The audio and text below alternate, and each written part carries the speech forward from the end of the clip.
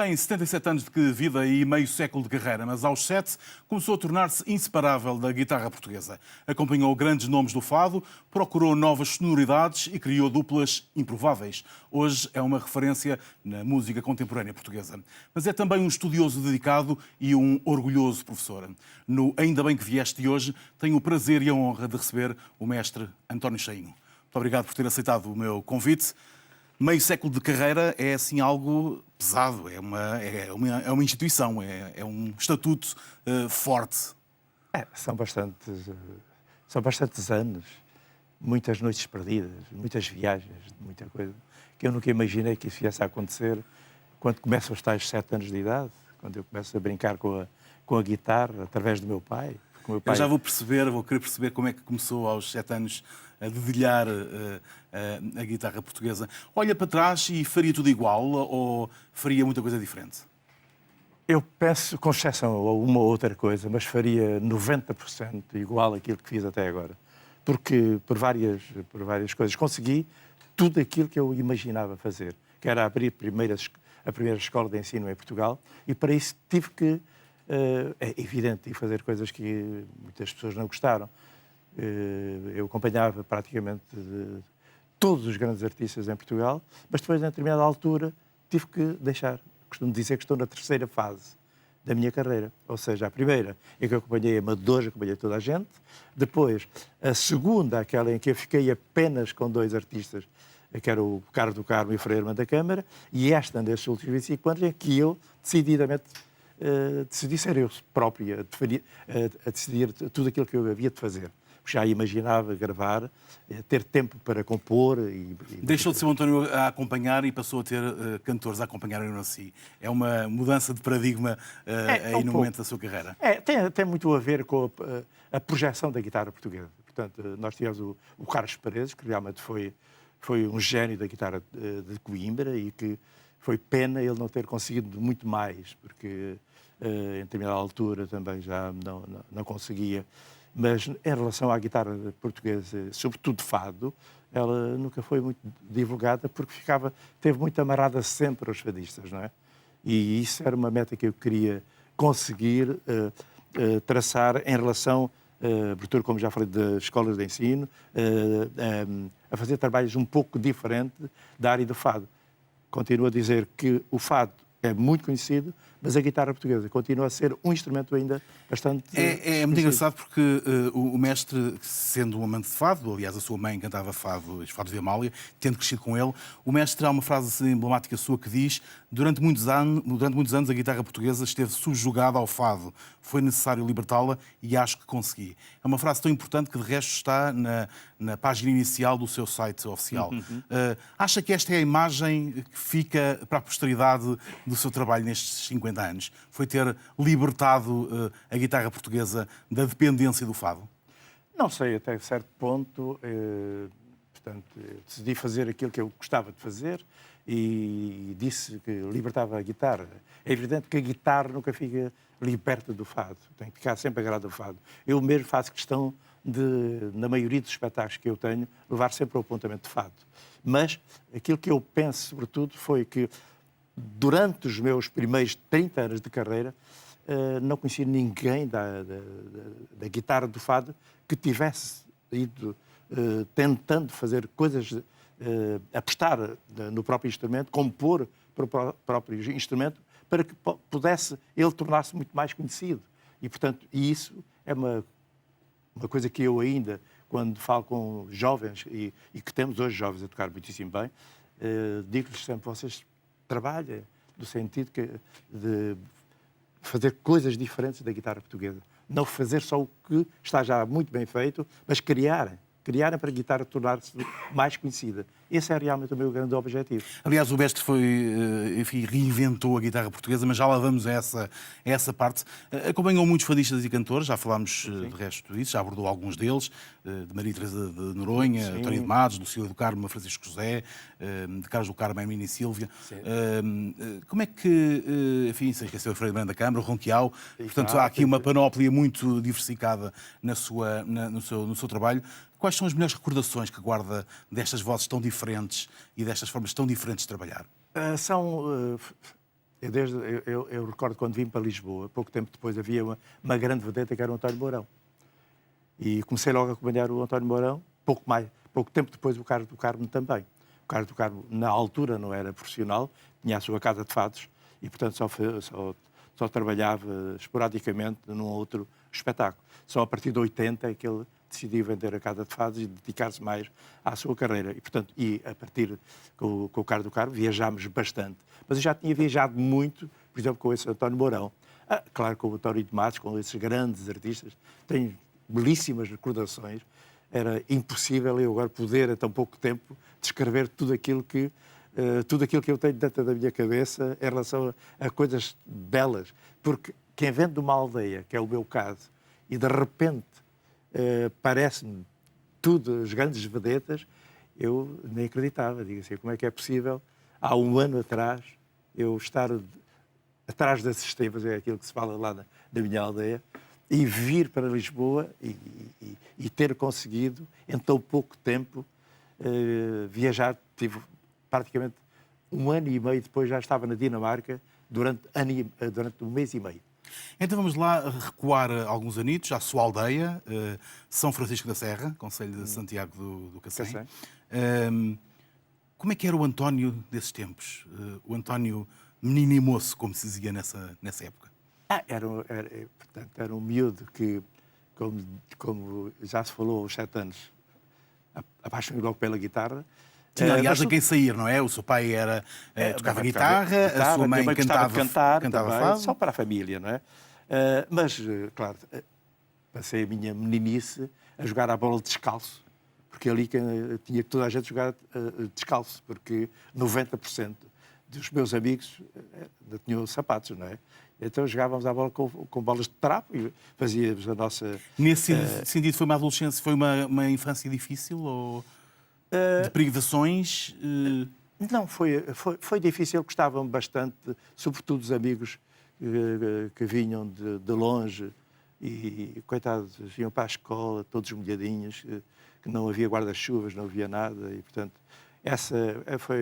foi um tempo que eu recordo, às vezes, com saudade, mas, ao mesmo tempo, entristecido por verificar o que era a época daquele tempo.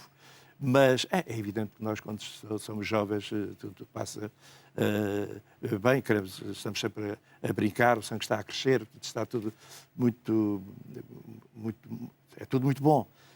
Mas, sobretudo, a guitarra libertou-me de uma série das coisas que eu lembro de estar a brincar com os meus amigos e, de repente, vinha-me à cabeça uma música que tinha ouvido na rádio no meu pai e digo assim, tenho aqui.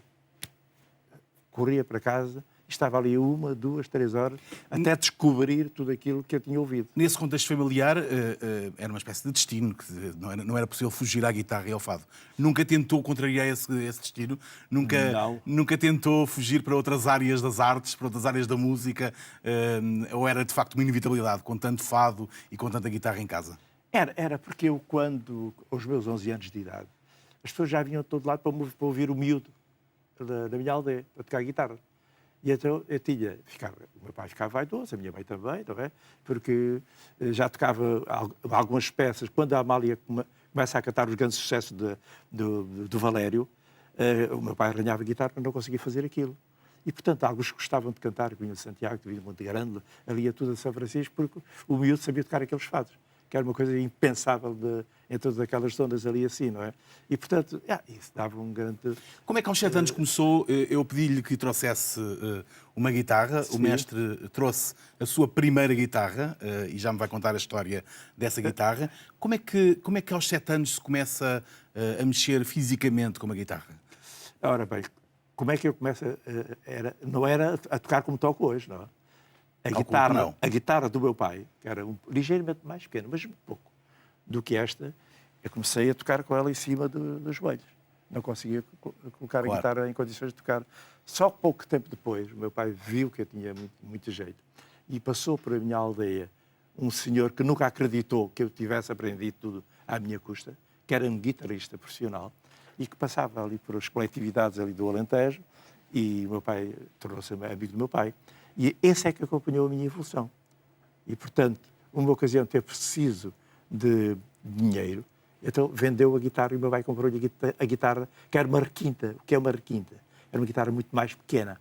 E, portanto, com essa, a partir dos meus tais 8, 9 anos de idade já, os 9 anos de idade, já comecei a tocar com ela em posição normal de Lembra-se de dos tocar. primeiros acordes que tocou? Lembra-se dos primeiros...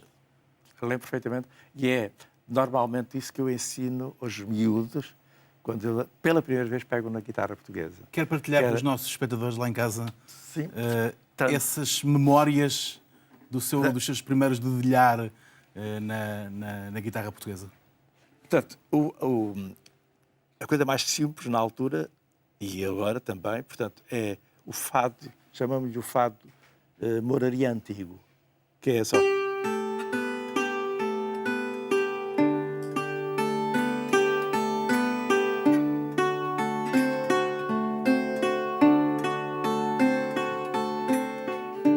Este foi o primeiro que aprendi.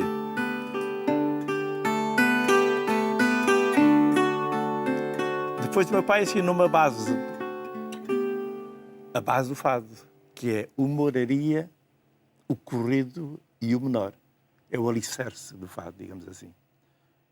Que a partir daí depois aparecem os fados de quadras, quintilhas, cestilhas, decassílabos, tudo isso.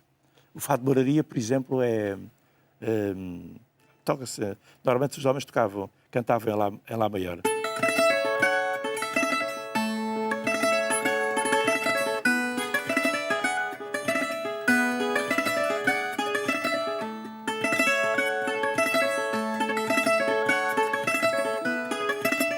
Isto é o fado de moraria.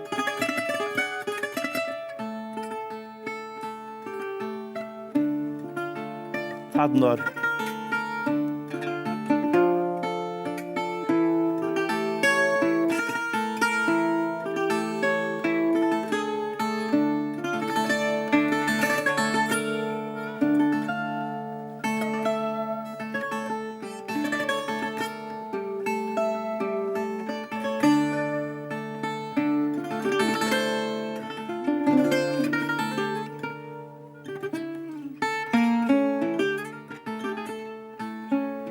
Um fado que eu conhecia quando era miúdos, cantava um grande sucesso dentro deste fado, o Cheiro de Minha Mãe.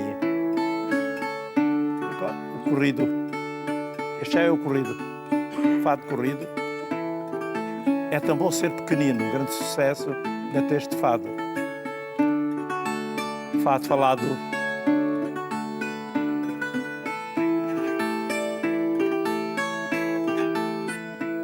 Depois há variações dentro do fado corrido.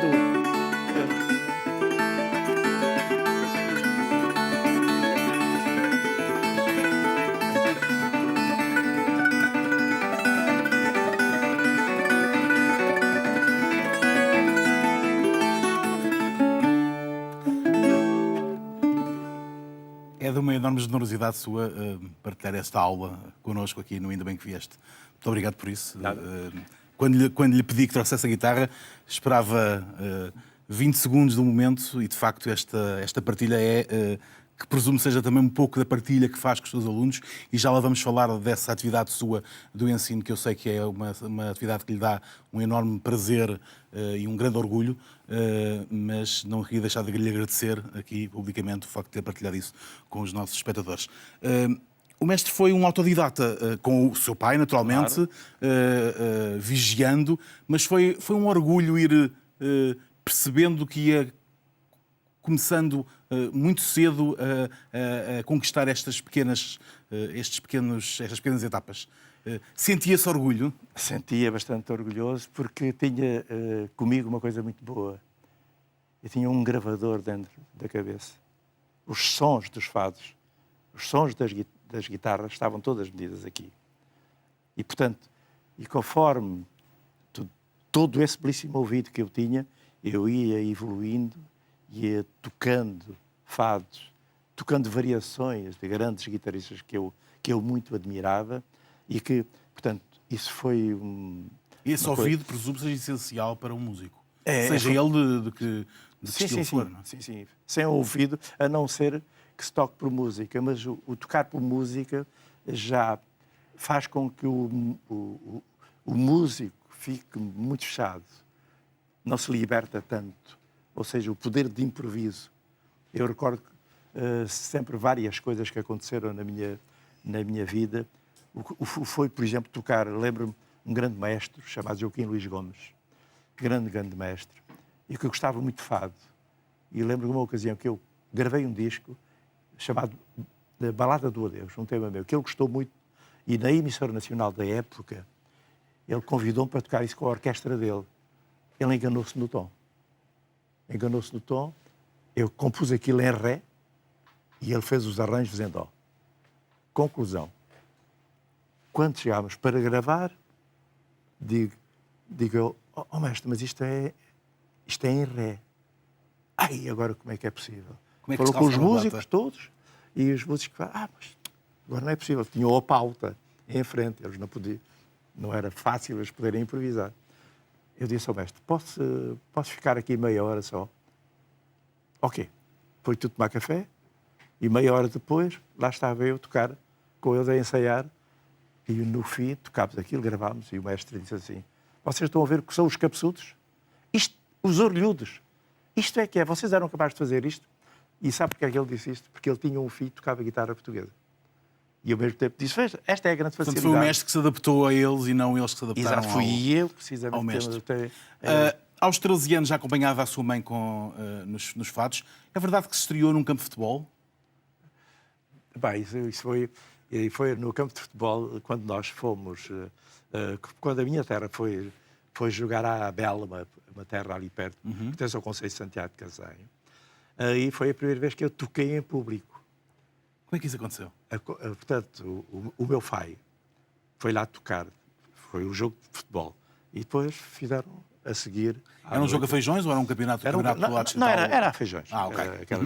Nas aldeias, disputavam entre as aldeias jogos de futebol, sem contar para nada, não é? E na altura o meu pai levou a guitarra com um viola para tocar lá para uma fadista da minha terra também. E a determinada altura, portanto, já sabiam que o miúdo que tocava bem guitarra, começaram a pedir para eu tocar. E eu toquei umas variações que eram tocadas por grandes guitarristas da época, compostas por um grande compositor chamado Casimiro Ramos, uma peça que se chama Noturno.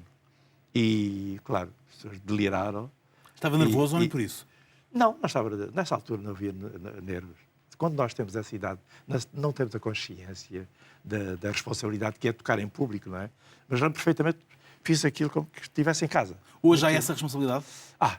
Esta responsabilidade, eu penso que não há ninguém que vá para um palco que não tenha a grande responsabilidade, e quanto mais, eu penso, e lembro sempre das histórias da Amália, só a partir do terceiro fado é que ela começava a estar mais ou menos bem.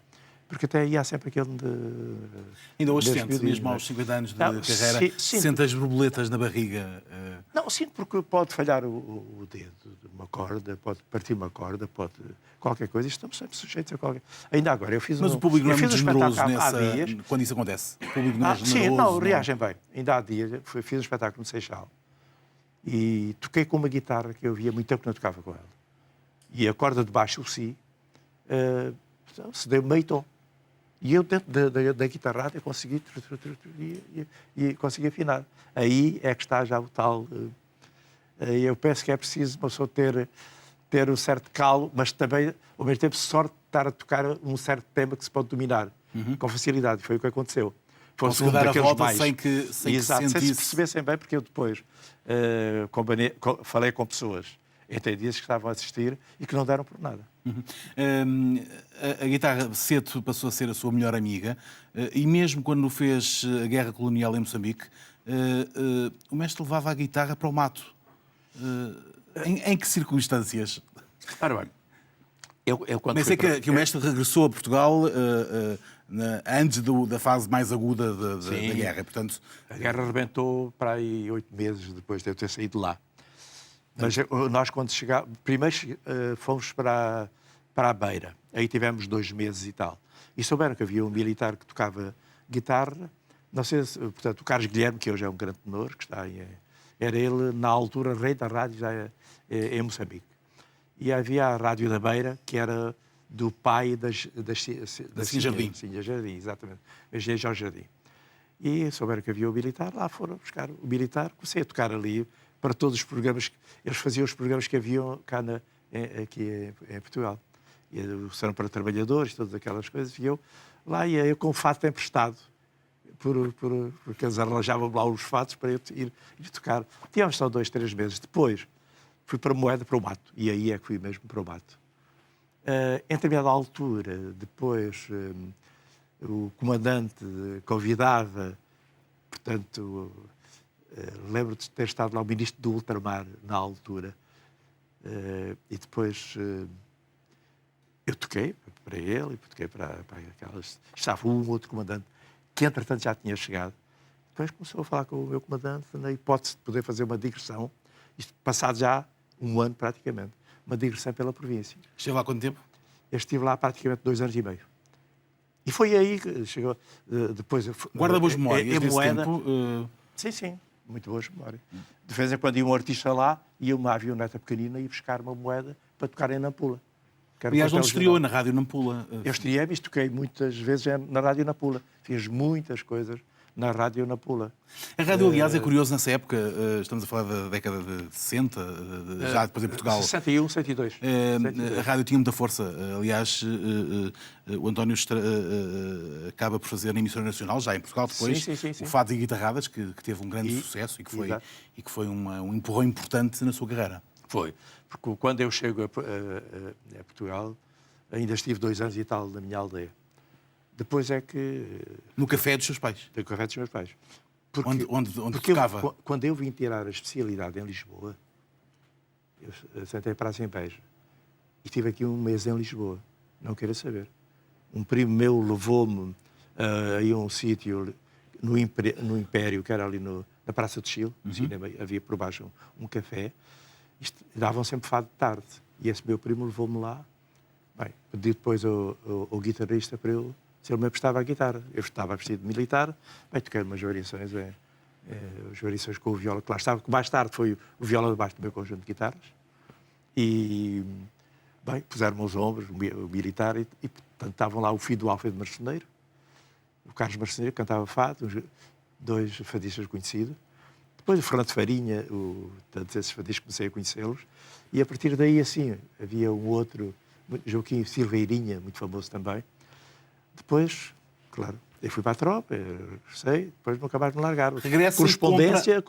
Regressa e compra essa guitarra. Compra essa guitarra, precisamente. Tem os mesmos 50 anos de vida profissional que o mestre. Este é primeiro, exato, eu trouxe a guitarra do meu pai, depois a escala era um pouco mais estreitinha e utilizava-se já as guitarras um pouco mais largas, com a escala mais larga. E fui ao Grácio e tive sorte dele ter lá 2 guitarras à venda. Uma foi para o Raul Nero, o pai do Rui Vieira, né, grande guitarrista, e a outra fiquei eu com ela.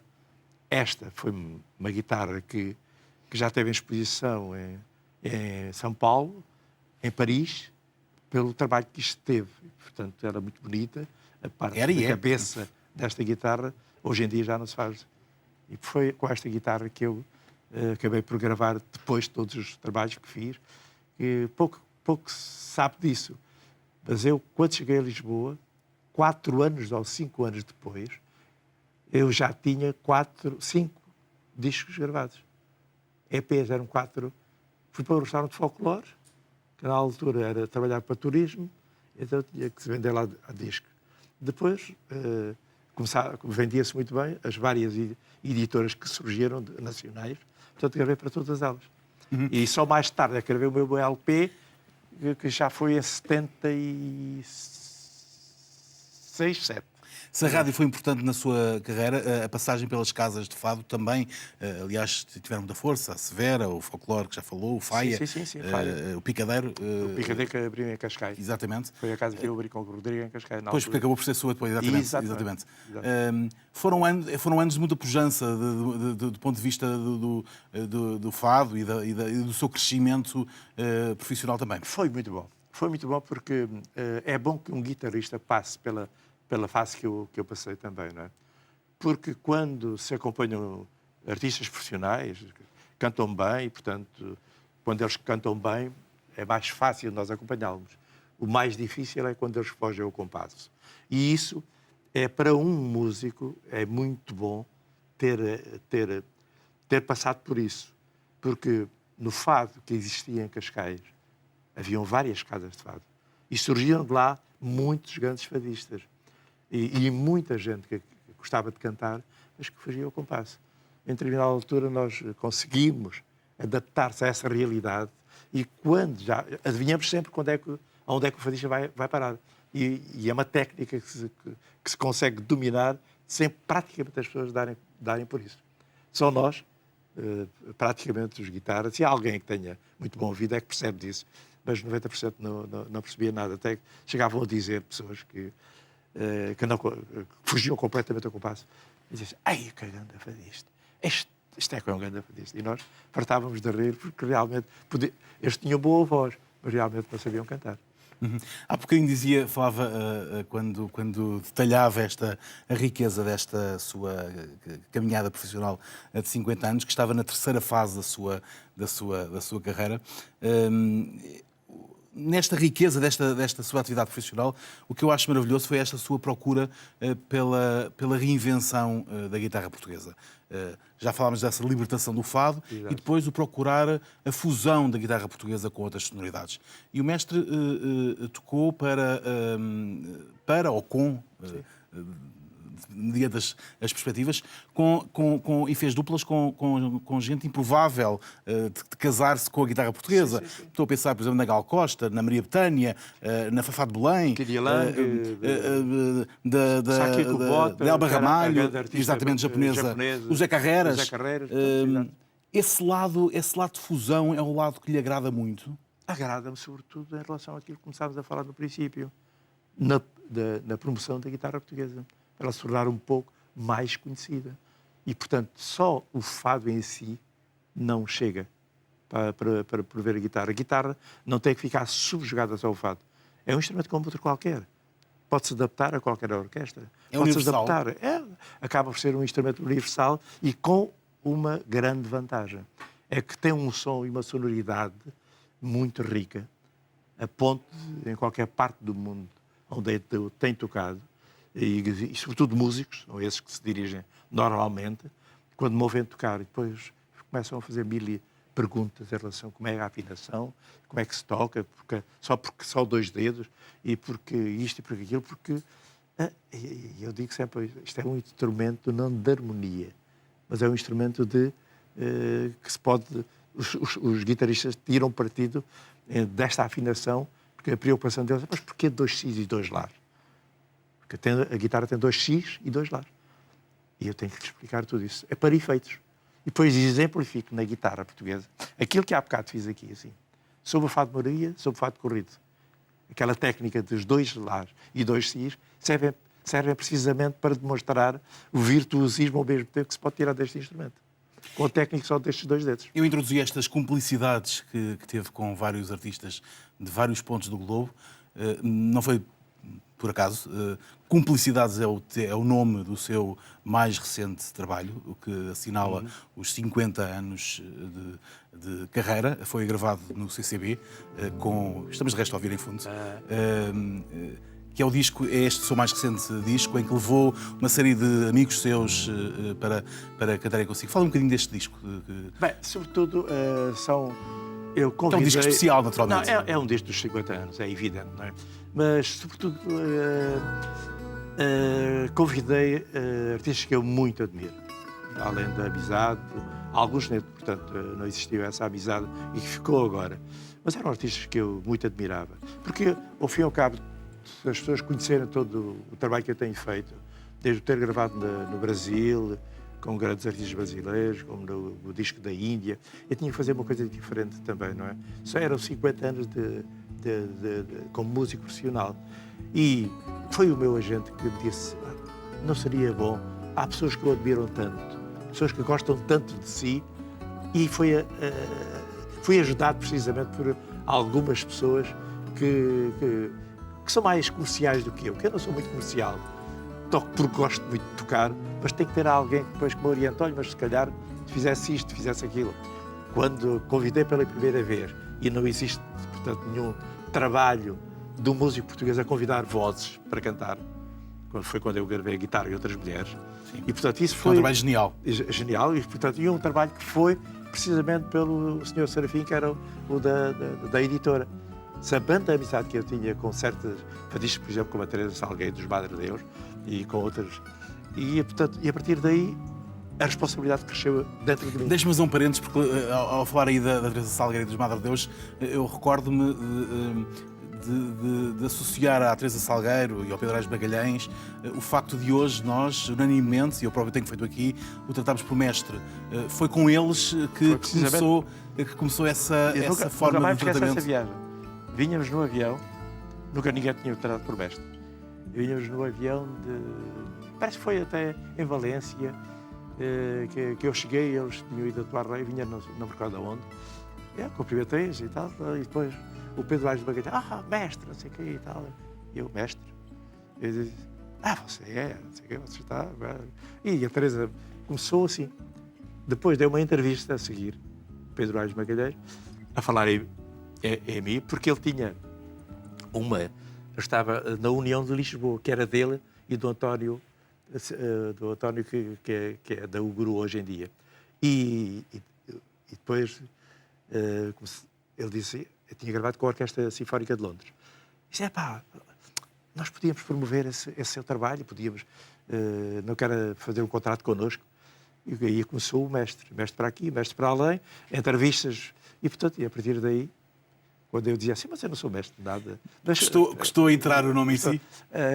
Custou-lhe entrar o... Custou o nome, custou a entrar. Hoje já é mais pacificado. Mesmo assim, ainda hoje não me sinto à vontade, sobretudo com, às vezes, colegas meus que me tratam por mestre.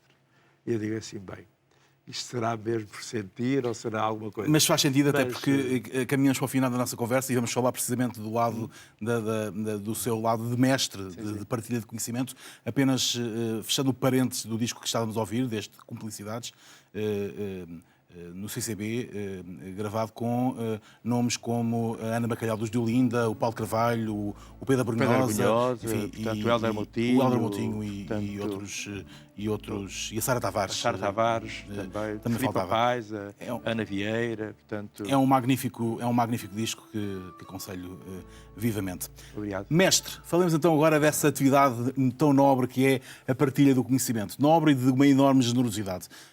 E eu sei que é algo que o António Chainho leva muito a sério. Continua a ir todas as semanas a Santiago e a Grândola, ou só a Grândola. Santiago e Grândola. Santiago e Grândola, porque são duas escolas, é a mesma escola, mas com uma delegação, digamos assim. Exatamente. Como é que nasceu este sonho, que fisicamente nasceu em 2005, há 10 anos, mas como é que nasceu este sonho de ter uma escola com o seu nome ainda por cima? Bem, a escola, eu tenho um auditório que tem o meu nome, Auditório António Chainho, Santiago de Cacém. Mas a escola já vem de trás. A escola começa precisamente, quando eu começo a pensar em abrir uma escola de ensino de guitarra portuguesa, foi precisamente nos princípios, há 50 anos, quando eu quis conhecer grandes guitarristas que eu muito admirava, e já era conhecido, porque eu tornei conhecido, fazia muitos programas de televisão, e sentir-me insultado, digamos assim, que não tinha que nada aqui para ali para aprender. Isto para dizer, vou tentar ser o mais breve em relação a isso. Isso fiquei muito traumatizado, porque realmente os guitarristas, os bons, eram uns grandes senhores, intocáveis. E eu pensei que fossem pessoas mais acessíveis. E desisti. Digo assim, bem, isto é muito... Com o passar dos anos, fui percebendo que ninguém ensinava a ninguém. Em determinada altura, eu comecei a pensar, um dia tenho que abrir uma escola de ensino de guitarra portuguesa.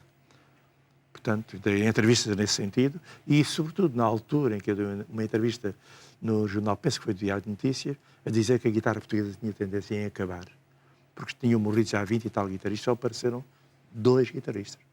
Eu já queria abrir uma escola de ensino de guitarra portuguesa e chamava a atenção da Câmara de Lisboa, porque o Fado é uma canção urbana da cidade de Lisboa. Ele teve conhecimento, convidou-me para almoçar no Pátio Alfacinha e a partir daí, mas eu não sabia nada disso. Expliquei tudo. E a partir daí arrelou-se, que era para ser uma escola de ensino da Rua da Guia do número 1 ao número 7, tem lá o projeto.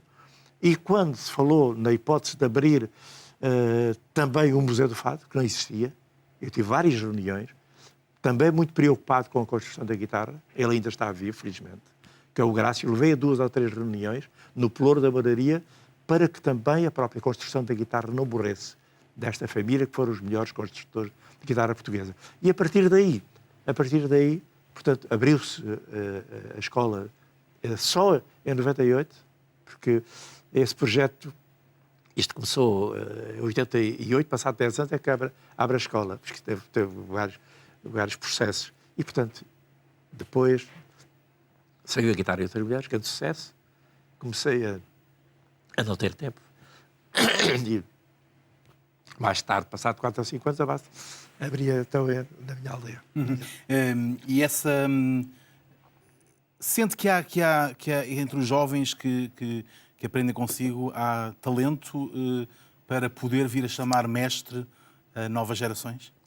Bem, nós temos neste momento jovens a tocar muitíssimo bem. Muitíssimo bem. Hoje, aquilo que não acontecia quando eu cheguei a Lisboa, hoje há muitos guitarristas a dar aulas até em casa, o que é muito bom. Além das escolas que existem, eu só lamento, e isso é uma das coisas que eu falo sempre, quase sempre quando vou atuar num sítio assim, distante, porque o fado, nós temos guitarristas em Lisboa, Coimbra e Porto. Eu que ouvi o fado a Rialejo na Austrália, as pessoas a cantar acompanhado a Rialejo, na Bélgica a tocar a viola e acordeão, menos guitarra portuguesa, que é um instrumento muito complicado para se aprender só por si. E, portanto, o apelo que eu tenho feito é, na província, haver, portanto, os presidentes das câmaras de qualquer cidade em Portugal podia-se empenhar e arranjar uma verba para ensino de guitarra portuguesa. Não sei se através de um Ministério da Cultura se podia fazer isso, que era muito bom, porque é um instrumento que nesta fase, eu para lhe dizer que eu compro muitas guitarras para os alunos e estou sempre à espera de guitarras. Está-se a vender muito até para turistas. Os seus alunos têm que idades? Tem desde os 8 anos aos 85. Uhum. É muito interessante ver pessoas que hoje sempre gostaram de aprender a tocar guitarra, mas nunca tiveram condições para isso. Homens, na sua maior parte? A maioria homens. Há muito poucas senhoras, muito poucas jovens mulheres. Neste momento tenho 5 mais ou menos mulheres. Fisicamente não é um instrumento fácil de tocar para as mulheres? Eu penso que... Outro dia falava com a Marta Pereira da Costa, que eu convidei para fazer um show, um espetáculo aqui no Lar São Carlos. E ela depois esteve à minha casa e tocou muito bem. E eu disse, maravilha. Mas, em termos de execução dos grandes guitarristas, talvez as mulheres não tenham a força neste dedo que os homens têm. O direito. Daqui, exatamente. Mas podem tocar, nós tivemos guitarristas de grande nome e com tocar, eu, por exemplo, falar de um grande guitarrista chamado José Nunes, que não tinha grande execução, mas tinha um som de guitarra lindíssimo, porque um instrumento não é só do virtuosismo que vive também da interpretação. E essa interpretação, por vezes, vale mais que muito virtuosismo. Mestre, nós ficávamos aqui seguramente mais uma hora a conversarmos. Faço-lhe uma última pergunta. Hoje tem 77 anos. Imagina-se a viver sem guitarra? Várias vezes já me fizeram essa pergunta. Eu acho que não. Acho que é impossível mesmo. É uma paixão desde muito novo e que acompanha para todo lado. Não posso estar um dia ou dois sem pegar na guitarra. Faz-me, talvez por ter sido tantos anos, e, portanto, tenho que desabafar sempre com ela. Muito obrigado por ter aceitado o meu convite. Muito obrigado também, uma vez mais, convite. pela generosidade de ter partilhado connosco obrigado, a sua guitarra, a sua primeira guitarra, e ter trazido ao Ainda Bem que Vieste. Muito obrigado. Obrigado. Os acordes das guitarradas e a história de vida de António Cheinho, o mestre da guitarra portuguesa, a comemorar os 50 anos de carreira. Todas as semanas é assim na RTP1 e na Internacional, conversas interessantes com gente que marca a diferença. Foi bom estar consigo, espero por si de hoje a 8 dias. Até lá. Ok, obrigado.